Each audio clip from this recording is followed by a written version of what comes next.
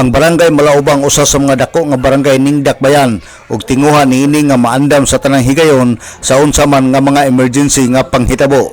Sa miaging semana, adunay gipahigayon ang barangay nga usa ka basic emergency response training seminar kabahin sa pagluwas sa kinabuhi. Misalmot sa mga training ang mga lumilihok sa barangay Malaubang, BIPAT, BHW, barangay secretary, treasurer ug selected nga mga barangay opisyal.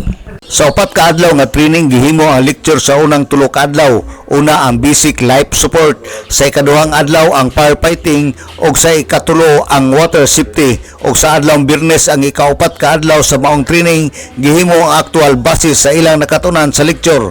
Sa nasaksihan sa DXDD News Team, aktual nila nga luwason ang usa ka tawo nga naa sa tubig nga nagkinahanglan og tabang o gi-apply ang ilang nakatunan. Of course, ang atong barangay is second largest barangay, and in fact ang atong barangay is strategic, and in fact daghan ta og gilantaw kabahin sa sitwasyon sa regarding sa emergency, and mong atong gipaninguha nga ang atong mga personnel is well prepared, and ang atong barangay well prepared in terms of in case of klase-klase nga emergency sa na ma-encounter sa barangay. Si Malaubang Barangay Kapitan Christopher Maghanoy. Ang Basic Emergency Response Training Seminar gimugna ni in coordination sa CDRRMO ubal ni Barangay Kapitan Christopher Maghanoy, Bureau of Fire Protection o sa Philippine Coast Guard.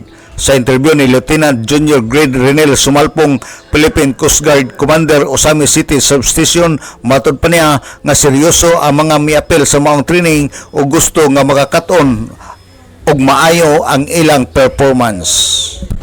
So far sir, ang nahitabo karon sir ang una pa nga team no, ang nagkandak sa atong search and rescue sir sa atong drowning incident sa conscious ug unconscious. So far sir, maayo ang ilang performance sir, ilang gibuhat ang ilang the best no. Makita ginato nga seryoso kayo sila sa ilang mga gipabuhat sir.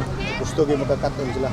Okay, kani sir initiative gyud po ni Kapitan sir no nga sa ato aktibo nga kapitan diri sa Barangay Malaubang sir, si Captain Maghanoy, nga gusto niya nga ang iyang mga trabahante, ang mga opisyalis sa barangay, since sila ang frontliners, is gusto ni kapitan nga equip ang ilang mga tao no diri kay ang kaning Barangay Malaubang sir is very strategic ni siya nga barangay na coastal, dool og kanang daghan po mga urban area sir, tapos naabot tay Bukagan Hills diri nga kuan aming mga mangrove kuan diri areas.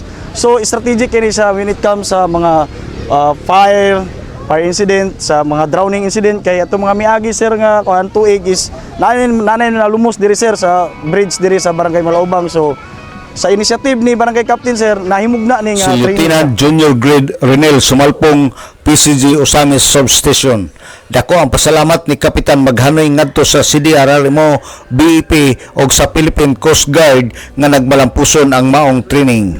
Alang sa DXDD Radio Campana, ang radyo sa simbahan, WD45 Dudong Barkamento, muduyog sa ika-75 nga jubileo sa simbahan sa Archdiocese sa Osamis Danag, sa Dakbayan.